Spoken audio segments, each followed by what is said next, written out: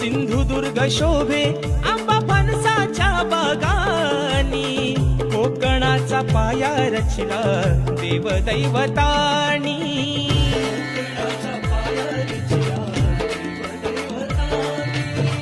राखीला हमान दशावतारा भजनानी, येवा कोकण आपलो असा बोले मालवणी.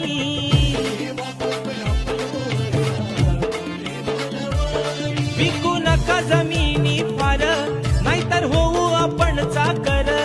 विकू नका जमिनी फार, नाहीतर होऊ आपण चाकर.